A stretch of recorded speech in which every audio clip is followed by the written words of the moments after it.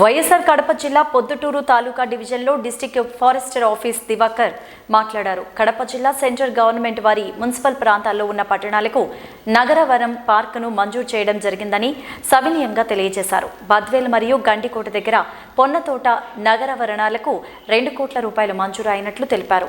ఒక్కొక్క నగరావరణానికి 1,40,00,000 రూపాయలు మంజూరు అయినట్లు ఆయన వెల్లడించారు. అలాగే దాని ప్రకారం ప్లేయింగ్ ఏరియా, లుకా సెంటర్, ఇంటర్వ్యూ సెంటర్ నిర్వహించి యాక్షన్ ప్లాన్ విధంగా వర్క్ మొదలుపెట్టామని డిస్ట్రిక్ట్ ఫారెస్ట్ ఆఫీసర్ దివాకర్ మాట్లాడారు. నేను ఇక్కడ సబ్ డివిజనల్ ఫారెస్ట్ ఆఫీసర్ పొద్దుటూరులో పనిచేస్తున్నాను. ఈ డిస్ట్రిక్ట్ ఫారెస్ట్ ఆఫీసర్ ఇద్దరు 2 పోస్టులు ఉన్నాయి. సబ్ డివిజనల్ ఫారెస్ట్ ఆఫీసర్ పొద్దుటూరులో బద్వేల్ ఒకటి 2 పోస్టులు ఉన్నాయి. సో మా కడప జిల్లాలో సెంట్రల్ గవర్నమెంట్ వారు నగర వన్ అని చెప్పి మున్సిపాలిటీలు మాత్రమే, ఇది మున్సిపాలిటీకి ఒక 10 కిలోమీటర్స్ రేడియస్లో ఉండేటట్లు నగర వన్ అని 2 శాంక్షన్ చేశారు కడప జిల్లాలో. ఒకటి బద్వేల్ దగ్గర, ఒకటి సెంచరీ ప్యానల్ ఎదురుగా అవుతుంది. తర్వాత ఇక్కడ పొన్నతోట అని గండిపేట రోడ్లో ఒకటి, ముద్దనూరు రేంజ్లో ఇక్కడ ఒకటి అలాట్ అయింది. ఒక్కొక్క నగర వన్కి 2 కోట్ల రూపాయలు శాంక్షన్ అయినాయి. ప్రస్తుతానికి సెంట్రల్ షేర్ కింద 1,40,00,000 ఒక్కొక్క నగర వనానికి శాంక్షన్ చేయడం జరిగింది. సో దాని ప్రకారం డెవలప్మెంట్ వర్క్, ఈ children playing area, yoga centre, walking, interpretation centre, so ఇలాంటివన్నీ ఇందులో కన్స్ట్రక్షన్ చేయడానికి మాకు అవకాశం ఉంది. సో ఆ విధంగా development works action plan approve అయింది. అప్రూవ్ అయిన యాక్షన్ ప్లాన్ ప్రకారం మేము వర్క్స్ దాదాపు ఆల్మోస్ట్ స్టార్ట్ చేయడం జరిగింది. తర్వాత అదేవిధంగా మాకు ప్రొద్దుటూరులో రాజీవ్ గాంధీ నేషనల్ పార్క్ అని ఇక్కడ ఒకటి చాలా రోజుల నుంచి ఎస్టాబ్లిష్ అయింది. ఆ రాజీవ్ గాంధీ నేషనల్ పార్క్లో కూడా ఇయర్లీ ఈ సంవత్సరం డెవలప్మెంట్ వర్క్స్ కింద యాక్షన్ ప్లాన్ 28 లక్షలకి శాంక్షన్ చేయడం జరిగింది. సో దాని ప్రకారం ఇక్కడ పార్కులో ఆల్రెడీ ఉన్న డెవలప్మెంట్ వర్క్స్ని ఇంప్రూవ్మెంట్ చేయడానికి, ఇంకా ఏమైనా అవసరమైనప్పుడు ఏమైనా వర్క్స్ చేయడానికి కొరకని 28 లక్షలు శాంక్షన్ అయి ఉన్నది. అదేవిధంగా ప్రొద్దుటూరులో ఒక నగరవనం 2 సంవత్సరాల కిందట నగరవనం శాంక్షన్ అయింది.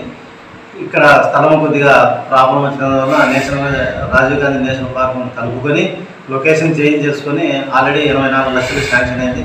దాన్ని కూడా రివాల్యుయేషన్ చేసి గవర్నమెంట్కి ప్రపోజల్ పంపించడం జరిగింది. అది కూడా కొద్ది రోజుల్లో వస్తుందని ఆశిస్తున్నాము. వచ్చిన తర్వాత ఆ ఫండ్స్తో కూడా రాజీవ్ గాంధీ నేషనల్ పార్క్లో ఇంకా డెవలప్ చేయడానికి చాలా అవకాశం ఉంటుంది.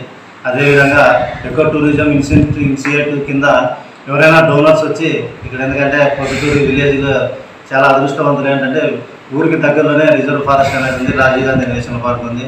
డోనర్స్ ఎవరైనా వచ్చి ఇక్కడ ఏమైనా డెవలప్మెంటల్ వర్క్స్ చేయడానికి, డొనేషన్ చేయడానికి అవకాశంగా కూడా డిపార్ట్మెంట్ ఒక అవకాశాన్ని కల్పించింది. సో ఆ విధంగా రీసెంట్గా శ్రీనాథ్ గారని డాక్టర్ గారు ఆయన ఒక 80,000 ఖర్చు పెట్టి 500 మొక్కలను నాటించడం జరిగింది. ఆయన సొంత అమౌంట్తోనే డిపాజిట్ చేసి డిపార్ట్మెంట్లో కమిటీ అప్రూవల్ తీసుకుని, ఆ కమిటీ అప్రూవల్ ద్వారా ఆయన ప్లాంటింగ్ చేయడం జరిగింది. అదేవిధంగా కొంతమంది పెన్షన్స్ కూడా ఇచ్చినారు రమేష్ గారు. అదేవిధంగా ఇంకా ఎవరైనా దాతలు వచ్చి ఈ పార్క్ డెవలప్మెంట్ చేయడం కోసం సహకరించిన మా పూర్తి సహకారం వాళ్ళకి అందిస్తాము. ఈ విఎస్ఎస్ ద్వారా ఈ పనులన్నీ చేయించడం జరుగుతుంది. దీనికి ఒక కమిటీ ఉంది, సిసిఎఫ్ కర్నూలు వారు కమిటీకి అధ్యక్షులు. ఆ కమిటీ ఆధ్వర్యంలో నిర్ణయం తీసుకొని గైడ్లైన్స్ ప్రకారము డెవలప్మెంట్ వర్క్స్ చేయడానికి ఎవరైనా డోనర్స్ వచ్చినా కానీ వారిని కూడా ఆహ్వానిస్తున్నాం. వాటి ద్వారా కూడా ఈ పనులు చేయడానికి మేము ముందుంటామని చెప్పి తెలియజేస్తున్నాం. సార్, ఇక్కడ మీరు వచ్చిన నుండి ఇక్కడ ఎర్రచందనం కేసులు కానీ, దీన్ని ఈ వెహికల్స్ పట్టుకోవడము, ఎర్రచందనం సమస్యలలో కేసులు కానీ ఎంతవరకు జరిగింది? సంవత్సర కాలంగా లేదు, అంతకన్నా ముందు నుంచి కూడా ఇక్కడ నేరం అనేది, రెడ్ హ్యాండర్స్ నేరం అనేది చాలా తక్కువ అసలు తక్కువ అంటే 1, 2, 3 కేసుల కన్నా ఎక్కువ రాలేదు. నా జ్యూరిడిక్షన్ 4 రేంజ్లు వస్తుంది. వెహికల్స్ కూడా పోలీస్ డిపార్ట్మెంట్ వాళ్ళు పట్టుకొని ఒక 2 కేసులు మాకు అందజేయడం జరిగింది. కాబట్టి నేరం చాలా తక్కువ ఉంది. తర్వాత మేము పెట్రోలింగ్ కూడా డైలీ డ్యూటీస్ ప్రకారం పెట్రోలింగ్ కూడా పోలీసు వాళ్ళు సహకరించారు. తర్వాత RSTF అని మా డిపార్ట్మెంట్లోనే రెడ్ హ్యాండర్స్ ప్రొటెక్షన్ వాళ్ళు కూడా తిరుపతిలో ఉన్నారు. వారి ద్వారా కూడా కేసులు 1, 2 కేసులు దొరికినాయి. వీరందరి సహకారంతో మేము ముందుకు సాగిపోతాం. పోలీస్ డిపార్ట్మెంట్ వారు, ఈ పరిసర రేంజర్ గారు, మీరు అందరూ కలిసి సహకరించారు.